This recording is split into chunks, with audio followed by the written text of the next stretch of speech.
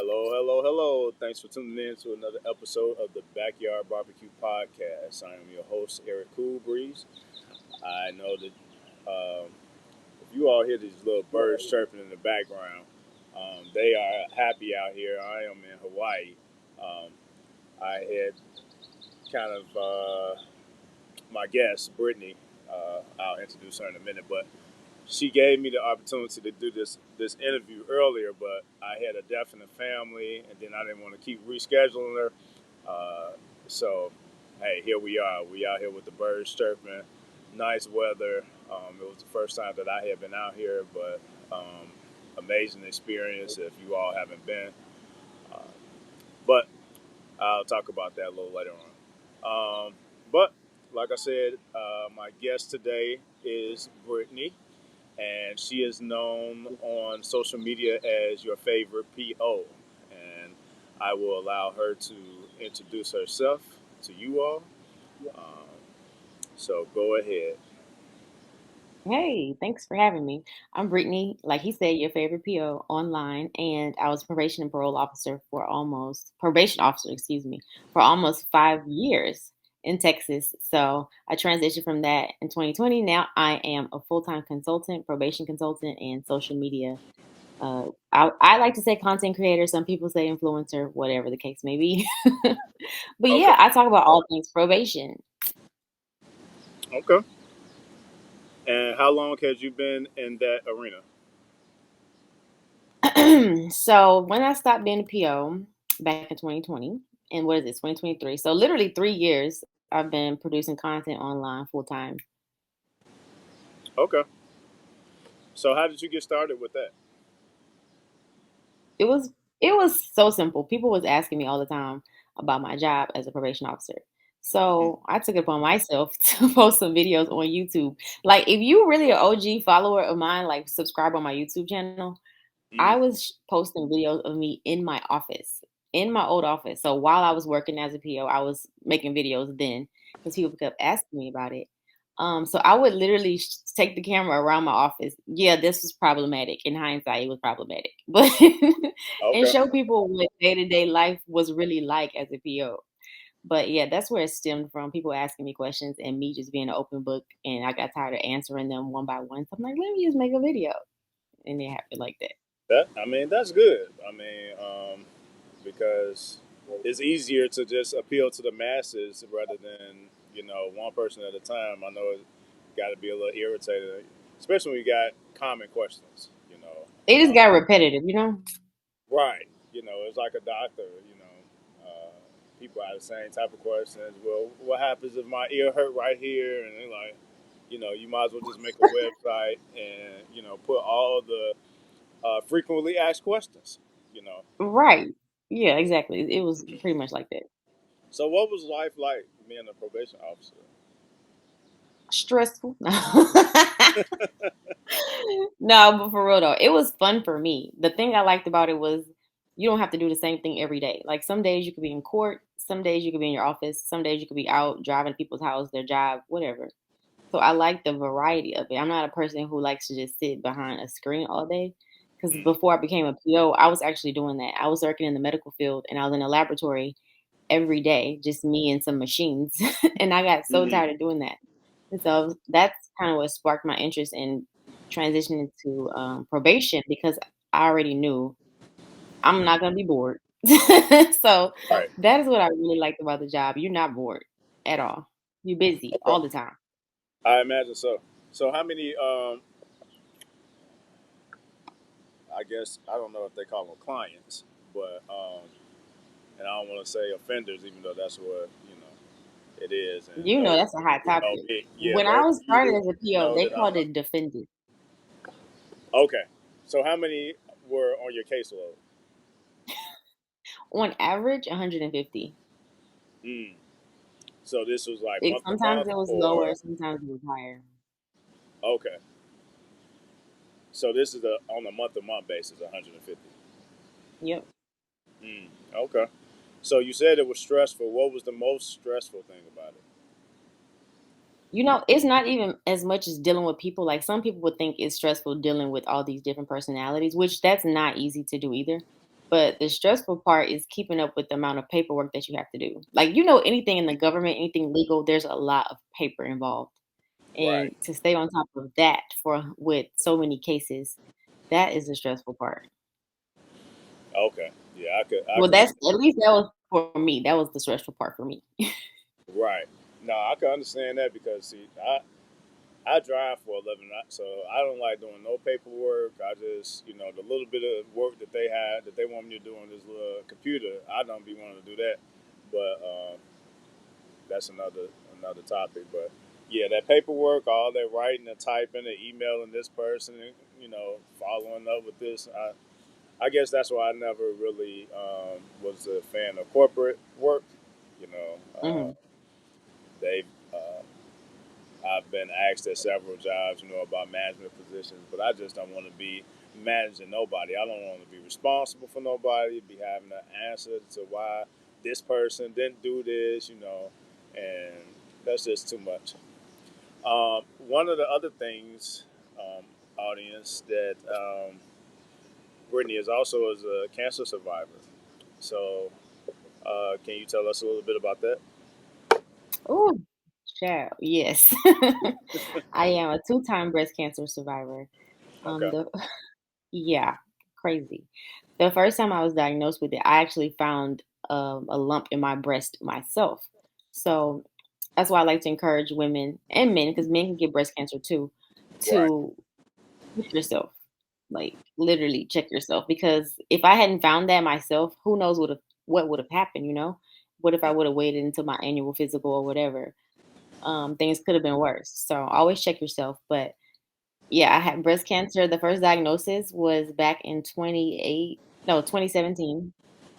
And I had chemotherapy, surgery, radiation, all the things.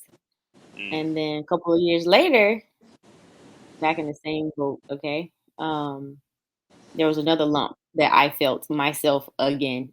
You know what I mean? So, again, we went through cancer treatment, so radiation. I mean, not radiation this time, but chemotherapy and surgery. But as of now, it's been a year and a half, so everything is looking good. So Okay. I'm happy to see. I'm happy for you on that. I lost my mom to ovarian cancer. Um, it'll be 6 years this August, and most of the women that have passed on my mom's side, it was six girls. There's two that's left. All of them also had cancer. So Dang, are I you kind of grew up what? around it. Yeah, I grew up around it with my grandmother. Um, that was my first experience. My grandmother passed when I was 87, 6. So I was there like to witness as a child, like me and my mom, we had practically moved over to my grandparents' house.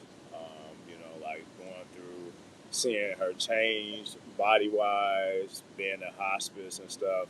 Although at the time I didn't, I was a kid, so I didn't know actually about hospice and what actually was transpiring. The fact that she was actually, uh, transitioning at that time.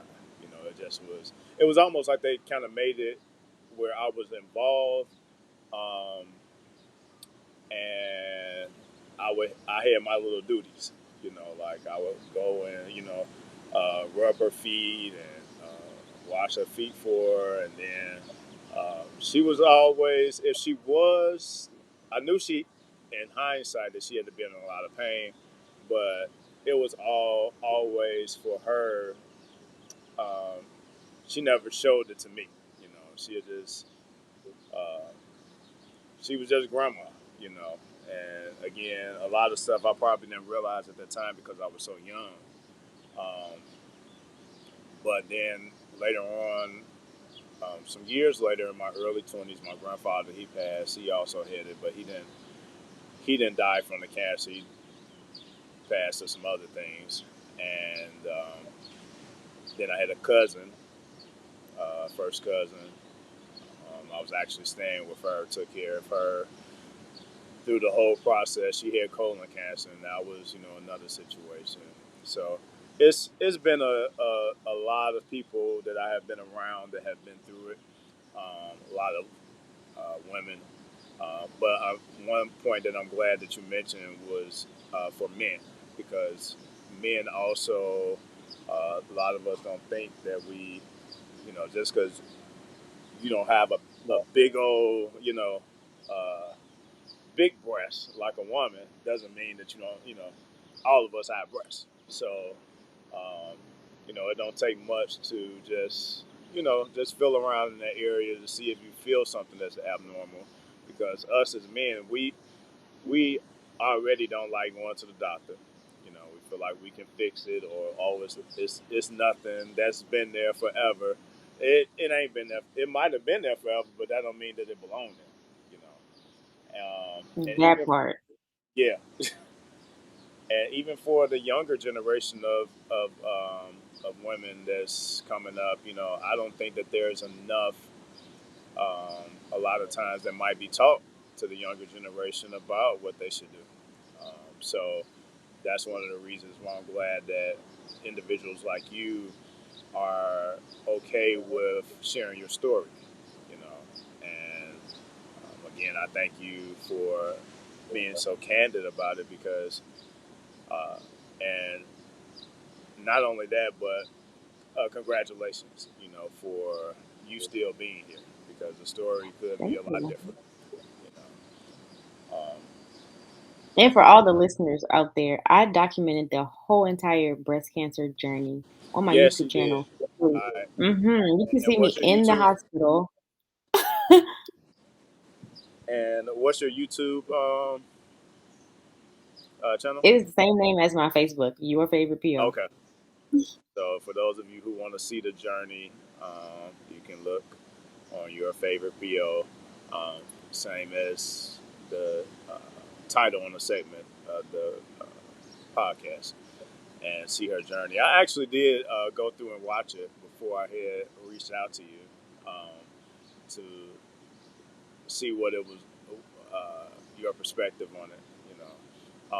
When you first found out, and this is more so not for me, but audience wise, when you first found out, what were the initial emotions when you felt like the first time you felt that?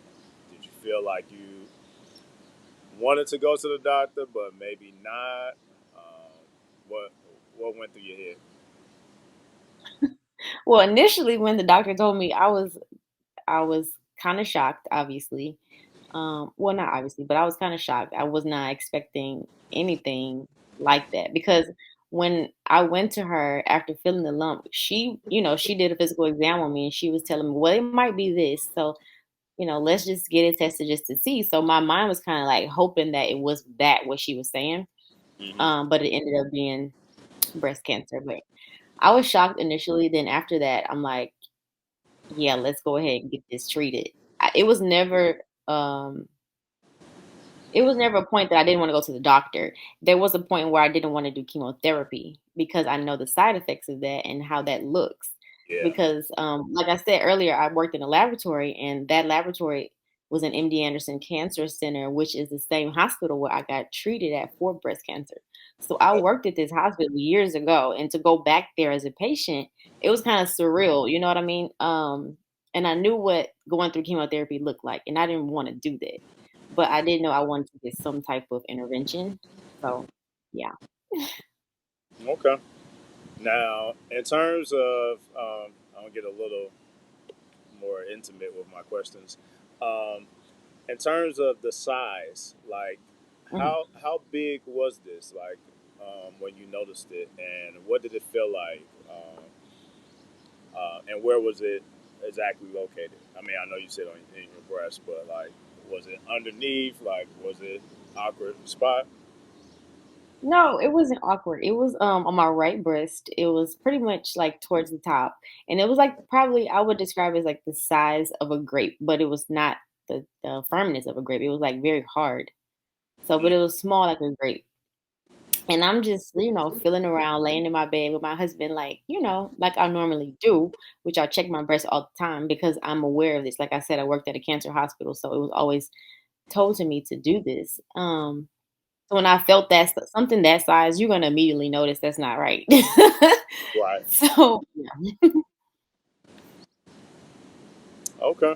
Yeah, because um, I guess in the awareness uh, scene, a lot of people don't know exactly what to look for. Especially when you start getting older. I don't know how old you are, but I'm when 34. okay, so um, a like I'm 42, so you already be subliminally in your mind in this certain space where you don't want to. You get 40 and you be like, oh shit, like I'm getting here. Like the feel I'm like getting up there. years. Yeah, it's like you be creeping on up to when you get to about 38. It seems like 38 and 39 go by real quick, and then you get to 40 and you be like, oh shoot, we here, and then you don't want to start doing the things that you know that you should be doing. You know, it's like when your car, um, right when you about to get done paying for it, and then stuff start breaking down, and you be like, you be hearing that little knock, but you just don't want. You acting like you really don't hear it. Like that's probably always been right there. For real. You know, the look, because you don't want to take it to the shop because you like I'm almost done paying for this. Y'all ain't about to tell me this about to break down.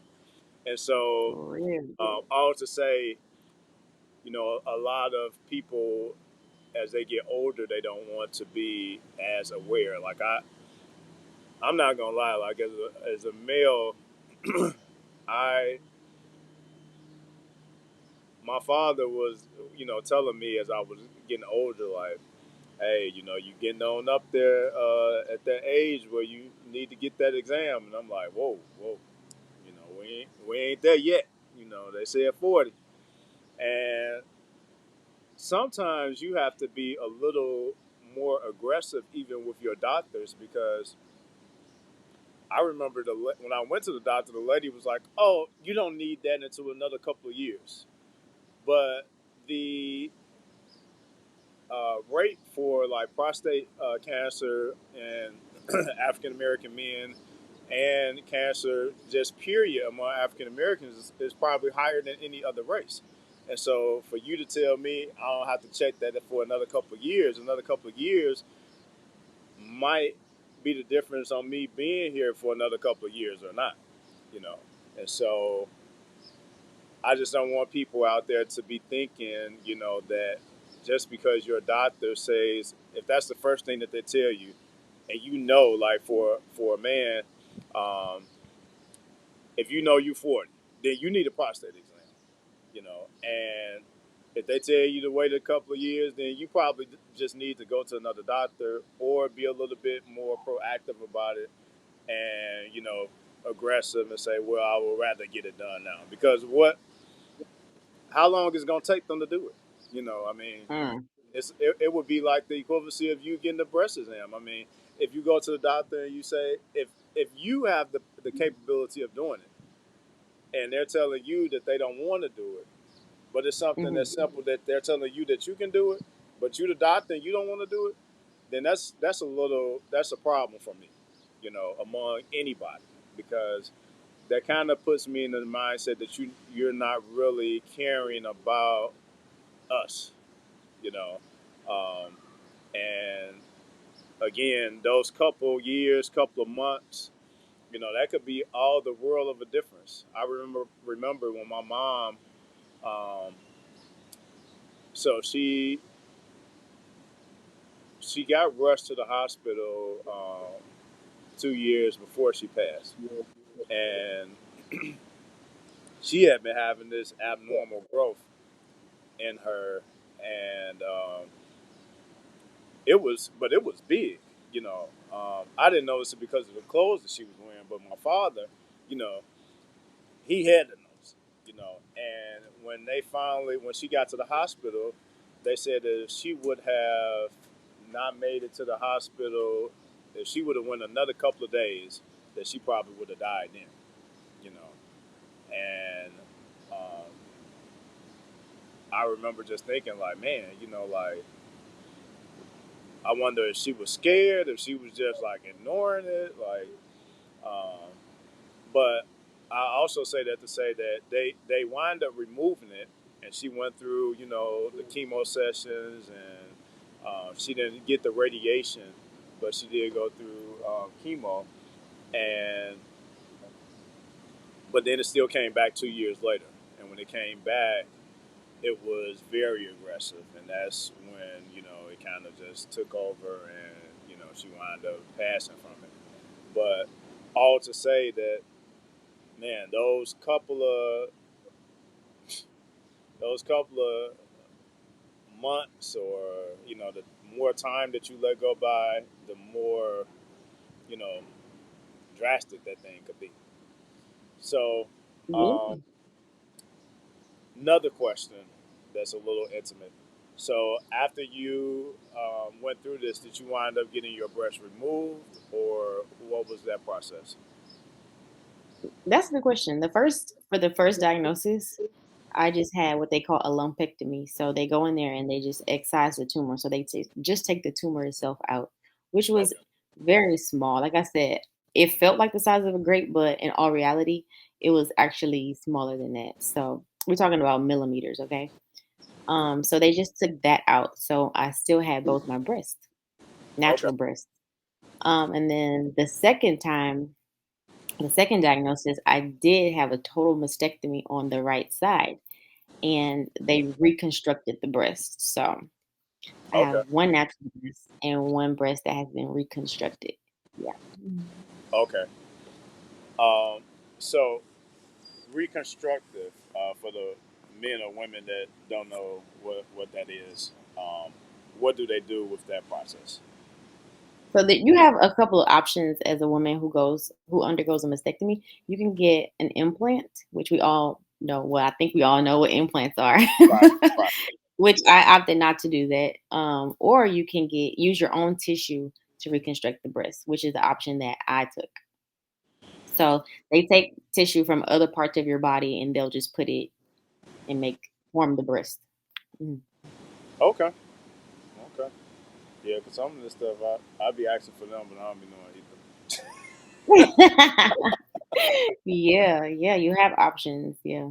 That's interesting. That's interesting. Now, does But that? I wanted to piggyback off what you said though about having to advocate for yourself because when I found out the first time I had breast cancer, I was 29 years old.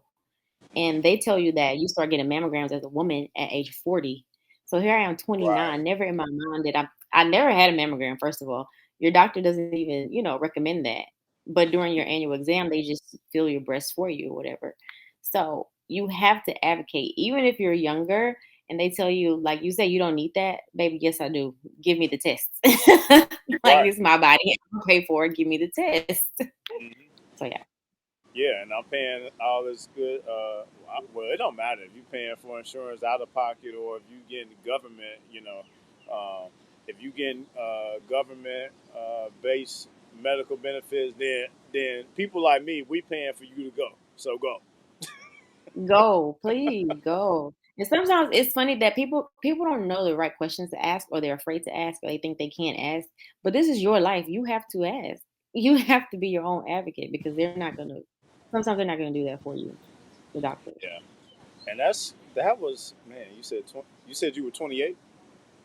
I was 29 the first time I was diagnosed. Yeah. Mm.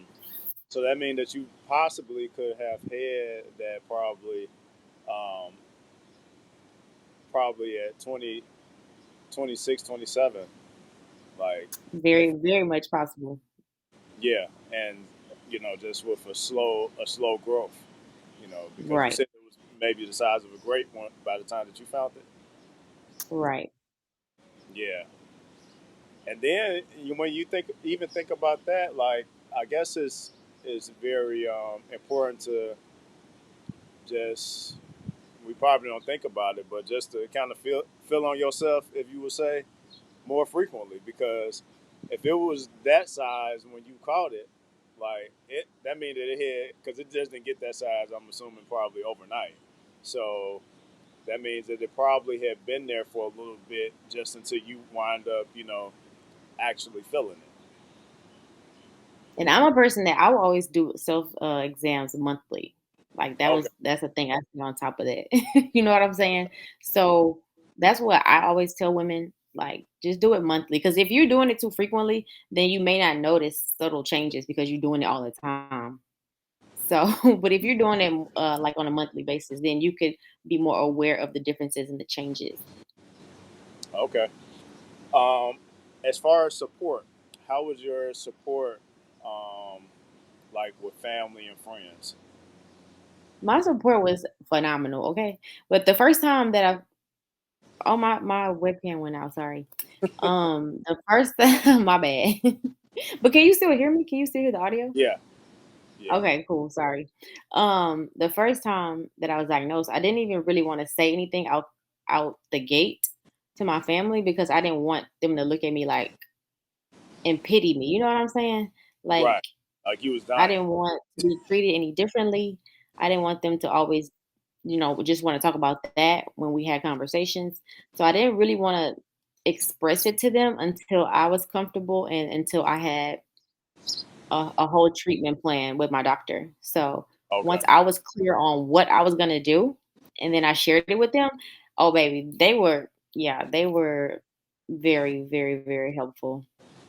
And I'm, And I'm then the online community was even more helpful. Like the people that I was sharing the journey with on YouTube. Oh my God. I call them my pink sisters. Let me tell you, phenomenal. and that's good, because like I don't care who you are. Like I guess because I went through it first out of all of my friends, except for one person. I lost my mom first, and so like when I hear about people, and it don't matter, you could be just somebody that I work with, that I run into often. Like once I find that out, like I always check on people, because the aftermath is always um, the part that gets you, when it comes to like a loss. People are always there for you when it initially happens, but then a month goes by, and truth be said, people, they move on with their lives. They kind of forget about what you're going through. So like um, the in terms of support, a lot of people would be surprised how much people are willing to hand you support sometimes if you just say something about it.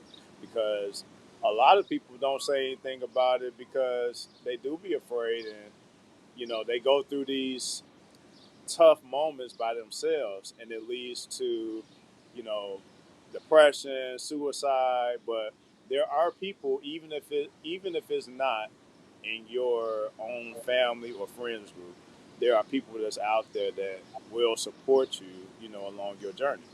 Um, and one thing that I like that you mentioned also was that you came up with a plan. Um, Sometimes people don't understand why it took somebody so long to say something about it. But a lot of times you be wanting to come up with what you're going to do, by yourself first, because they don't know what to do. You know, you tell them like, "Hey, I got this going on," and then they just go off into la la land in a sense to tell you, "Okay, well we gonna do this, we gonna do that," and 90% of the people, 90% of the people that be coming up with these miraculous plans don't even be the people that be around to help no way. So you be like, "Okay, well, For real. right." It's like the person that when you lose a family member or a friend, and they be like, "Hey, if you need anything, call me." And then you be like, "Well, yeah, I actually do need. Oh man, see, if you would have let me know before, or if I would have let you know before they died, then you could have helped." Okay, Yeah, exactly. so it's like, just to give you all out there some tips. if you're going through a similar situation, like Brittany said, get you together a plan, for yourself, and you don't have to tell anybody until you get comfortable at that point where you want to tell somebody, and be okay with telling them in your own way, because you're the person that ultimately has to go through it. And I know it sounds a little weird, but you got to be strong for these people that you telling, because they the Right. ones that seem like they be more messed up than you be. You know, like Right. funny story in regards to that. I my mom's first chemo session. So uh, me and my wife, we went to Marshalls to go get her a few things. So, my wife, she was like, well, I'm going to go get her, a blanket and, her own little mug and this, that, and the other. And that morning when I woke up, like, I just felt like sick to my stomach. Like, it was just, it was so much stress on me. I'm the only child. So it was like so stressful for me to think about the fact that my mom is going to chemo, but not the fact that this could potentially make her better. It just was like I guess it was kind of like a flashback for me, also, of just what my mom went through with her mother. And so we're in the parking lot. I'm getting like my head is hurting, my stomach is hurting. I done threw up, so I opened the door to throw up, and the next thing I knew, it was somebody standing over me like, "Hey, are you okay?" I done fell out of the car, then bruised my head up and land in the vomit. So they take me to the hospital. So mind you, we're down the street we just blocks away from the hospital that my mom's going to get her chemo. So I'm downstairs in the emergency room. She upstairs getting the chemo, and she like, see, that's why I didn't want to tell you nothing. Yeah. Yeah. That's Prime exactly why. example. Yeah. And so again, that's why you got to have a plan together, because the people that you tell, they're gonna need they're gonna need support. And even though you going through it, they need your support. Like, look, I'm gonna be okay. Okay, I know, I'm here for you. You be like, oh my god, like I should have never told you. Yeah. You have to be strong and you have to have clarity on your situation before you can allow those outside opinions to come in, because sometimes when you tell other people, they'll impose their opinion on what you should do, but you have to be strong and know that, hey, come to I've already come to Right, terms with what I'm going to do with my doctor. So I don't really, those outside opinions don't affect what you have going on. right. And like I'm an energy based person. So how is it now with like I equate a lot of illnesses that we go through with stress. I believe that stress can be one of the primary um, factors to any to all illnesses. I watched one of my cousins that passed of cancer. She was in remission, and her son got killed. And I remember walking in the house and coming from the funeral home, and she was sitting at the table and she just, like rubbed her head and just all her hair just came out, like, um, and her cancer had came back that quickly, because of the stress that she was experiencing from her son being killed. So, for you, in terms of like stress management and being able to, everybody has their way of relieving stress and keeping a certain type of energy uh, in their circle, keeping the negative influences out. What is that like for you, um, in your after journey, and staying healthy, um, foods that you eat, stuff that you don't eat? How is that? Whew. Now you over here about to hit a nerve, okay? Because Hey, the stress, okay, the stress. Me, I like to travel and I keep my circle real small. It's real tight. okay. So it's not too many people that I have in my life like close to me. So the ones that are close, they don't stress me out. They relieve the stress. But I travel a lot. I work out and the diet. I'm working on the diet, baby. Funny story. It's not really funny, but what happened? I went vegan the second time that I was diagnosed. I Mm, immediately went plant based for 3 months, and so when I started chemotherapy, my blood counts they were dropping. So in order to get the chemotherapy, you have to have your blood counts at a certain level. So I wanted to finish the treatment, so I started eating meat again to help the blood count. But had it not dropped, I probably would have still been plant based right now. But mm, I am on a journey. I say you about to hit a nerve because I'm on a journey to do better in life. Okay. I'm trying to stop drinking alcohol. Y'all, alcohol is a contributing factor to breast cancer, getting breast cancer. mm. So knowing that I've had this twice, why am I still drinking alcohol? Tell me. Y'all tell me. I know it's a struggle and I'm working on it. It's a process. Um and I'm literally on a health journey. I'm on a transformation journey, like holistically my whole life. But the stress part, I mean, I have that under control. I work for myself now, so I don't have that stress that I had at probation anymore. But obviously, working for yourself can be stressful too. But I take Yeah, time to connect with God, connect with people that I love, and I just travel the world. yeah. Um, we all have our own guilty, uh, sinful pleasure, I guess, in lack of better term. Yes, we do. Even if some of us don't want to admit it, we do. Yeah, some is, and it could be anything.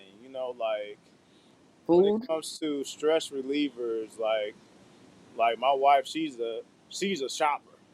So it's retail therapy. Like if she gets stressed, and there'd be all kind of boxes coming to the house. Um, like I'm a alcohol person too.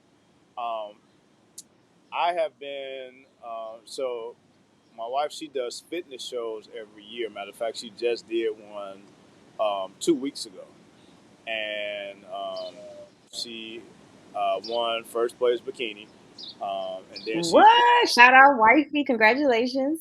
yeah, and she's actually talking about doing another one. I think November. But anyway, after my mom passed, I wind up doing one of the fitness shows with her because I started drinking a lot. Like I was drinking like I drive professionally, like semi drink. So I was drinking um, I was taking like a half a gallon of Crown to work with me and drinking it while I was at work. And I remember one day I was like, I wasn't working for anybody, I was working for myself. And I was like, I need to find me some weed, you know.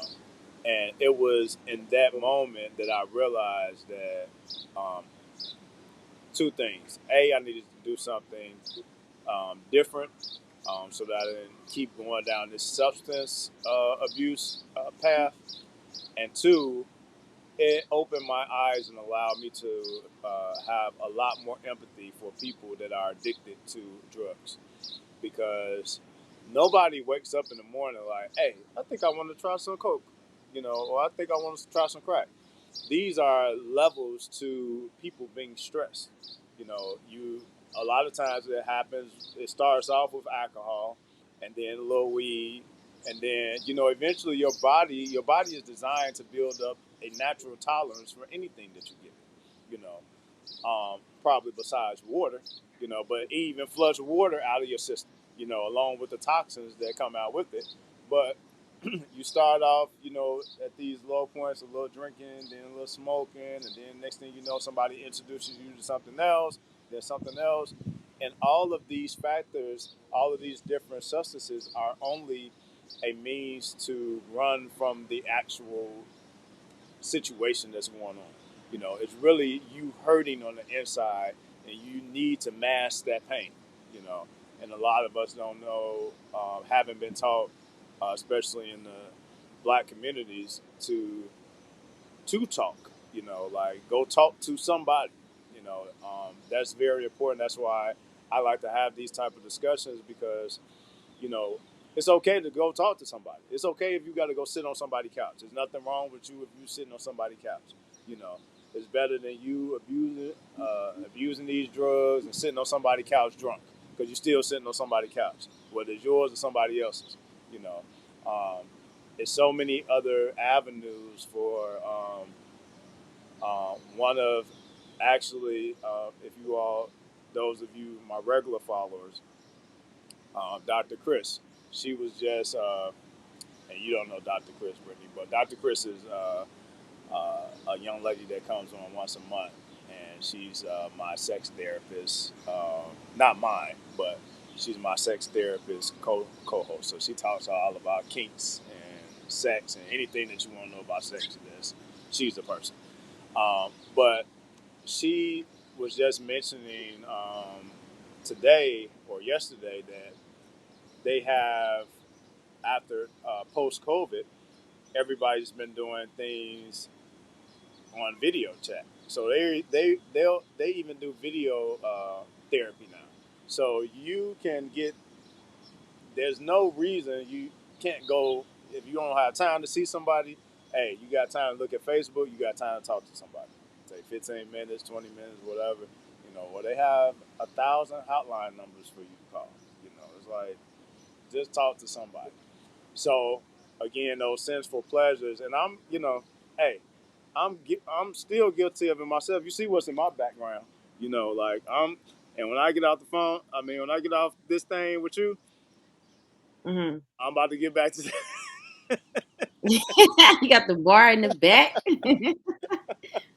Look, and You had got they the been bar in the open, back. right? Had they been open, I would have had one right now. But I also believe that everything is also in moderation. So, um, like I believe that too, but I'm wholeheartedly. I want to stop drinking alcohol. Period. okay, well, I support you on Not to that. say that everybody should do that. I'm just saying this is for me Right? and my health. I know what I Yeah, should do. I feel like I know what I should do on that front of things. But yeah, go ahead, enjoy that bar when it open. yeah. I'm gonna enjoy it, and it might be a time in life where I also feel that way. I do know that I don't drink as much as I used to, even socially. You know, excuse me. Um, because truth be told, like I'm on vacation now, so I ain't got nowhere to go. I could, it's gonna make me tired, and I'm gonna go to sleep for however long I want, and then I'm gonna get back up and probably do it again. Now, when I get home, I got business to take care of. I got to go to work. I got, kids to take care of, and excuse me, and all of that good Yeah, stuff. that was So, me in Mexico last week. Me in Mexico at the all inclusive resort, drinking margaritas oh and yeah, daiquiris all day. yeah, yeah. You know, now one thing that I like, I don't drink a lot of mixed drinks. Um, when I drink, and I drink darks. So all the older people that I know that was living to like 80, 90 years old, they all was drinking, whiskey. That whiskey used to keep them going. So I kind of stick in that arena because I do know like tequilas and lights have a lot of sugar in it, and so I've been a little bit more health conscious about, which is what I was going to mention earlier when I said something about the fitness show. I did that, and then after I did it, I got back. You know, I got big. Because I just got lazy. After all that work and food deprivation, I was like, man, I'm about to eat everything. And at my job, because we can order uniforms anytime we need them, it was like I was just ordering bigger uniforms to go to work because that's what I got on. You know, 5 to 6 days a week anyway.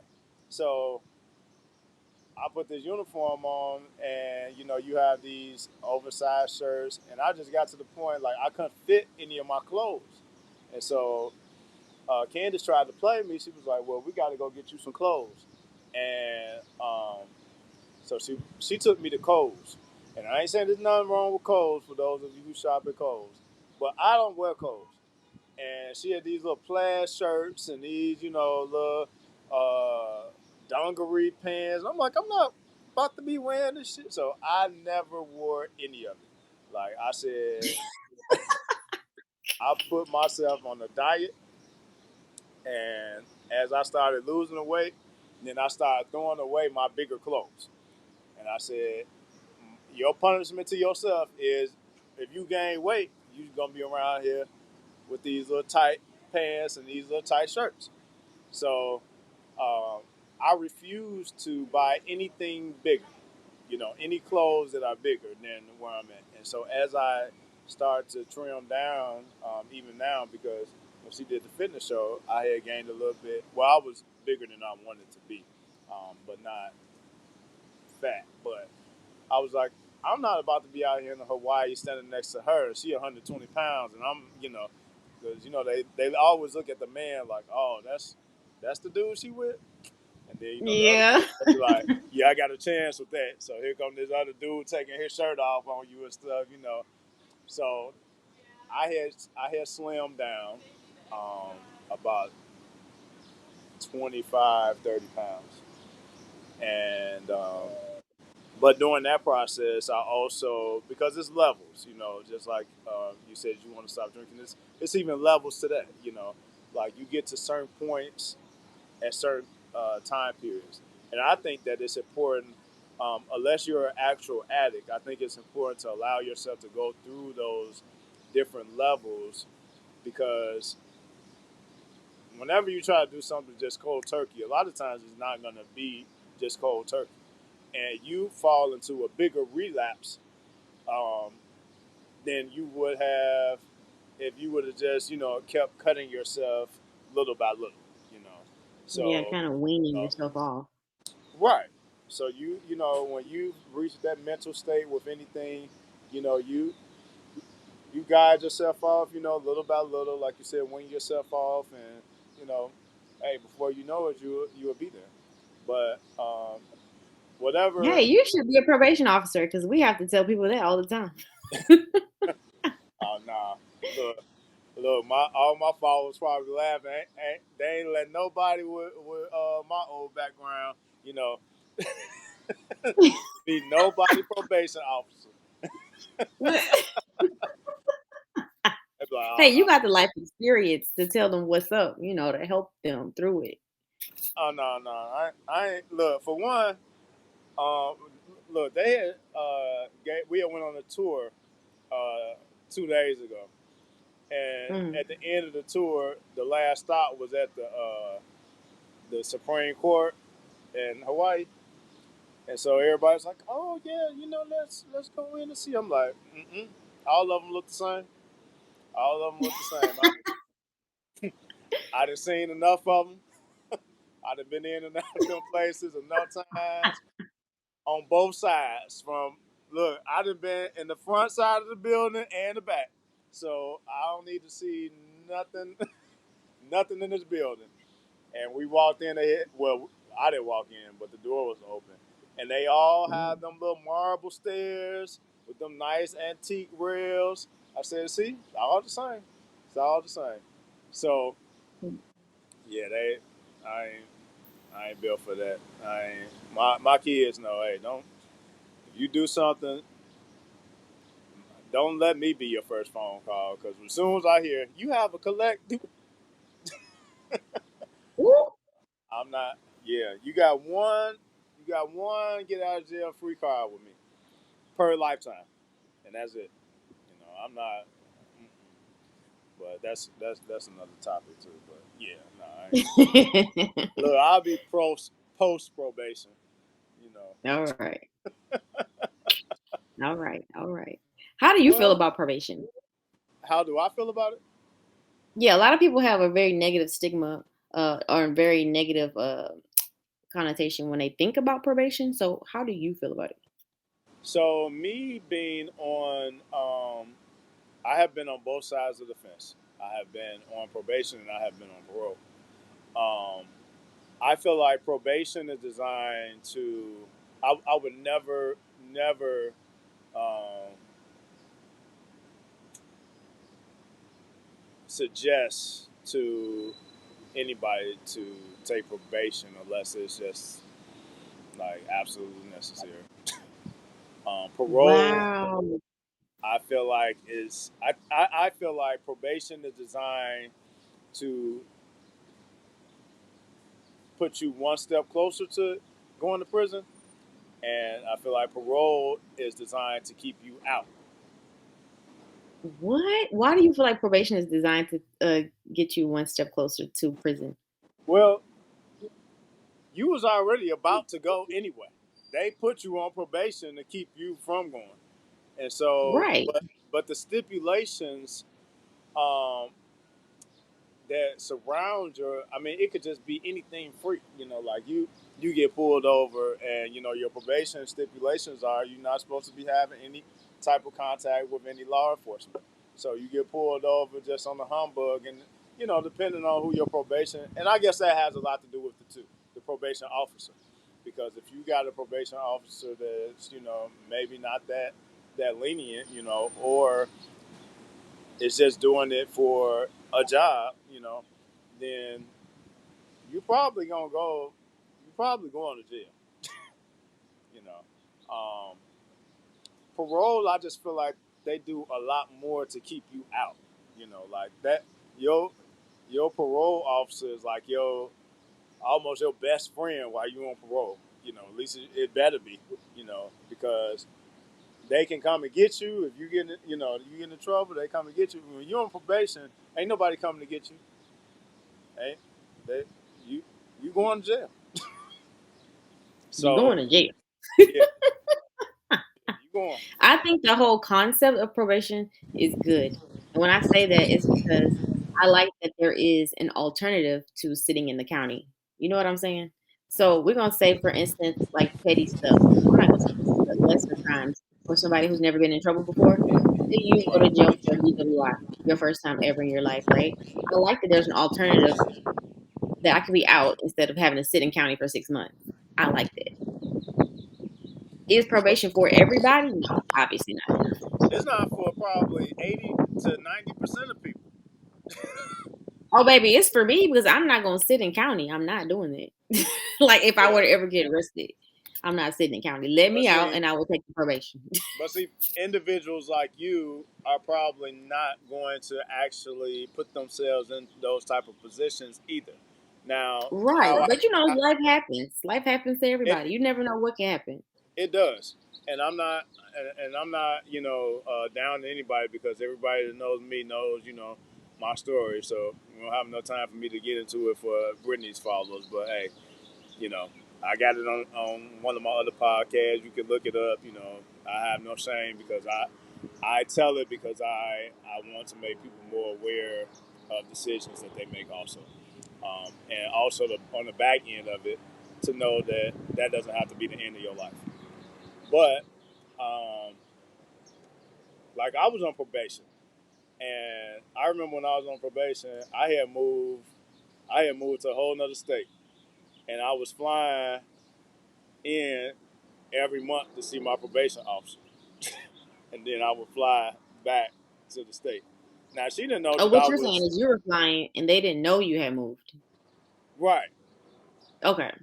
So yeah, she didn't know I was over there. I was just flying back every month and reporting, and then flying back home. So, um, so people like me back then, um, probation didn't really do me any good. I guess it depends on the mindset of like they do um, the pre-trial services. Before when you're going through that whole process. So for those of you who don't know, pre-trial services like you go and you talk to somebody, and they analyze your background, ask you all type of questions about when you grew up and all this stuff, and where you're gonna go when you get out of here, what type of support you have at home, blah blah blah. And so they make a assessment to see if you would be eligible um, for parole, or like if you got other charges like drug charges, maybe drug court or something like that. So Eligible for probation, not for parole. We're no, talking about not probation, right? parole. No, I said like drug court. If you have to, if you're in You trouble. said parole. You better run the tape back. You said parole, but he Okay, meant well, probation, y'all. my fault then. Hey, that's what you here for. I know you want it. So so when they do that, I mean, we keep it a buck. So you're gonna tell those people whatever you want to tell them so that you could go home. The problem with probation services among, especially among blacks, I believe, is that because we are literally, you're in a cage. So you've been put in a cage, and it don't matter if that cage was for a day, a week, a month, or several months. You're uncomfortable because you're in an uncomfortable situation. Um, you're only looking for an out. And so they present you sometimes with, especially like you know, I did time in the South, in Georgia. So they they present you with crazy things, um, crazy numbers with probation that, in my opinion, are not even attainable. Like I remember when I was fighting my case, they um, they had offered this guy like 10 years of probation. Now, first we factor it out. Guy was like 20 years old. So for you to take 10 years of probation, you're 20. What 20 year old, how many of us haven't been pulled over by the police? Haven't did something that was, and for those of you who haven't been by, pulled over by the police and goody two shoes, blah, blah, blah, all of us have done something that we just didn't get caught for. So we're going to keep it 100 about that. So what is the likelihood of this boy returning to jail, going to prison? It's higher than it is him not, you know. And so I feel like that and you know the prison system and the correction system is a business, and so um, It's definitely a business.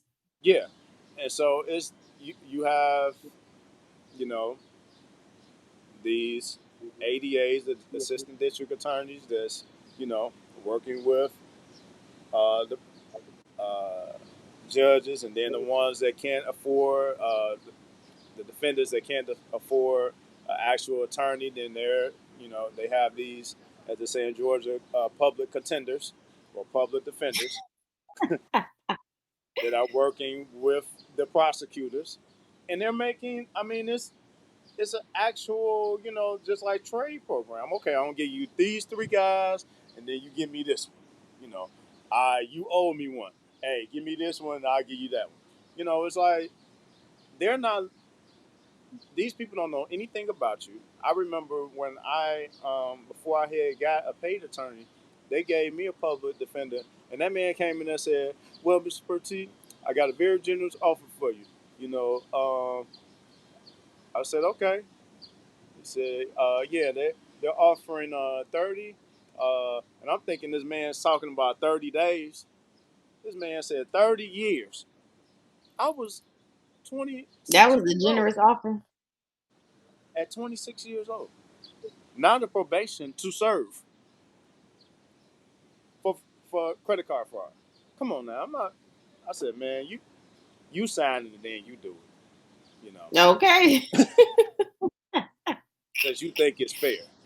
Like, and so that's I guess that's um, even more important. Like I have four boys, and I constantly stay on them about what they're doing. I try to keep the lines of communication open with them about you know actually what they're doing. You know, um, lot of young people in our younger generations growing up as teenagers and into their 20s. Um, I talk a lot about the baby boomers generation and how I feel like that they kind of messed a lot of us up because they didn't grow up in a communication era, you know, coming from slavery. You know, people wasn't talking that much. Their parents wasn't talking to them like, like how we might talk to our kids in this day and age. You know, our kids, you know, nieces and nephews, cousins, you know, we talk a lot Right. more than what our parents did. But talk to these, you know, younger people that's in your circle because a lot of times, you know, you might find out stuff that they're doing that you could just be like, you know what, probably just don't need to be doing that, you know, like, or just find out why they're doing it because for especially for our young men, you know, you go to jail again, you just looking to get out. You will sign anything, and you don't have any, you know, uh, real counsel there. 9 out of 10 times, you thinking that this, they tell you, you know, hey, we're gonna give you an attorney. You know, folks ain't for you. They're getting paid by the same person. How is it not a conflict of interest for both of these people to be getting paid by the same people? You defended me, but you also hired the guy that's prosecuting me. You know, come on, and they all getting paid by the state. So you have to think, you know, like, hey, this ain't right, you know. So uh, Man, there's such a wide spectrum, okay, of people, of the types of people and cases on probation. That's why I say it's not for everybody, but I feel yeah, like in some instances it's worth it. In some instances it's not so worth it. And that was one of the things that contributed to me actually leaving because listen to this. I did a video on YouTube, and in the video I said probation, don't do this. Don't take probation if you want to drink alcohol or something to that effect. I was like right, giving reasons why you wouldn't take probation.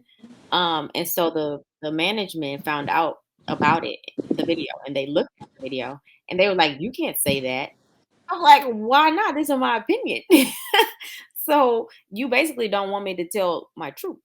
So like that was part of the reason why I didn't want to stay there anymore because you have to conceal so much. yeah, You literally have to lie to these people sometimes. And I didn't like that. It didn't feel good in my spirit to be lying like that no more. I'm like, I can't do this. Like, no.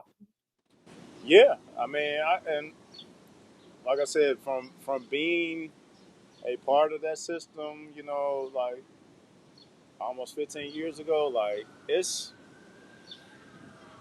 it's not it's not designed to help us. You know, it never has been.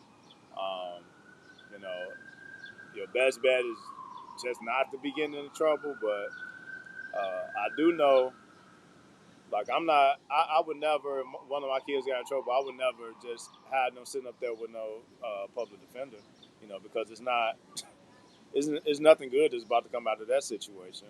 And, you know, Yeah, with, they don't take the time to get to really know you. They don't really care. They no, don't, I you're a mean, they number don't and know you're a who you are. folder. Like you said, they don't know you. Yeah, you're a number and you're a folder. The So it's kind of guy, hard to, yeah, and I assume so. And that's why I asked you earlier, like, um, the amount of individuals that you had to deal with your caseload. Because even on that level, 150 people, that's still a lot of people, you know. Like, and you're that constantly, is a hell of a lot of people. yeah, you know, you get people that's uh, one drop because they didn't went to jail. One, you know, they finished with their probation. One you can't find. You know, it's like it's a lot, you know, and it's just a revolving door.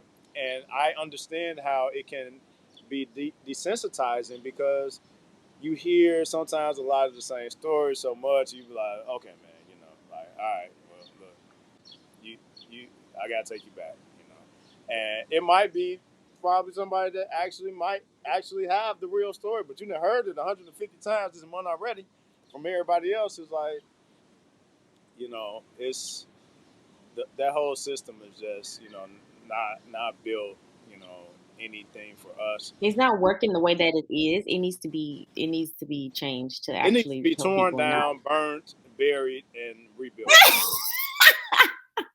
damn.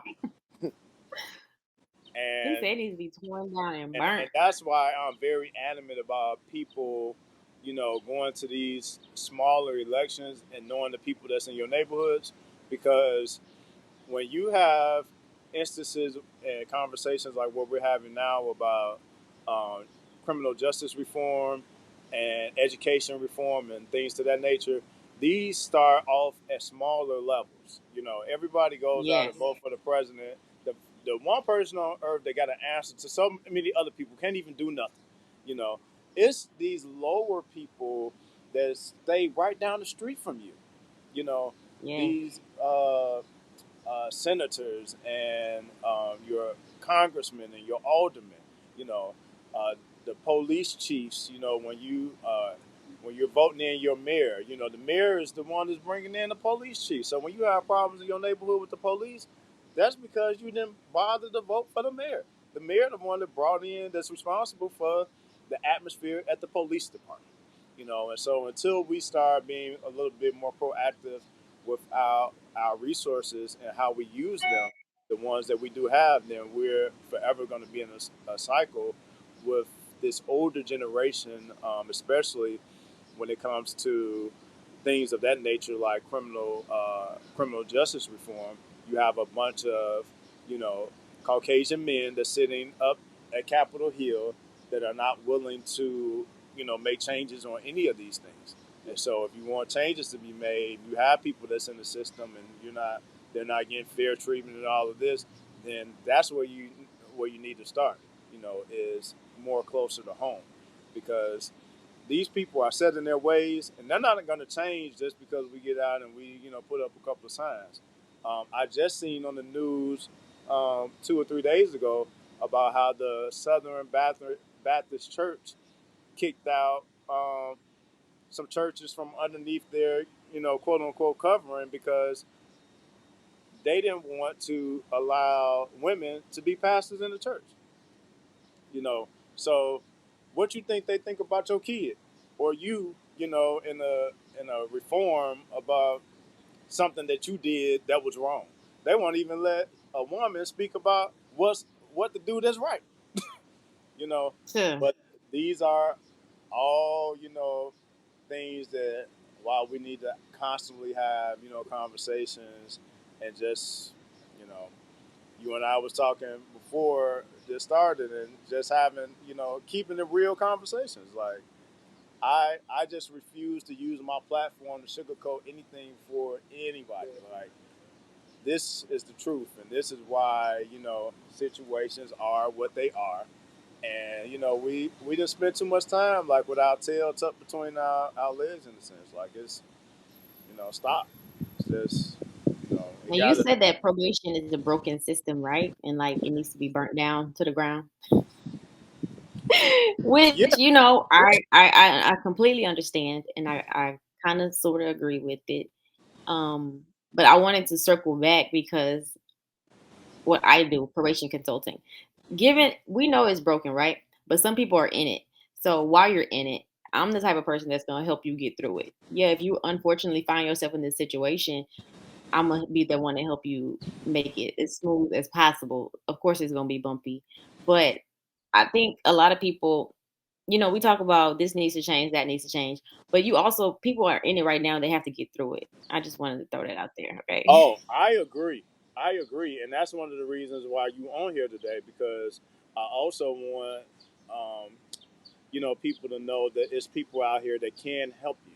You know, yeah, us fixing a system that's broken is probably not going to happen in our lifetime. However, there are every building starts off with one stone, and I believe those of us who have platforms um, in this day and time, we are those one stones for a lot of different topics.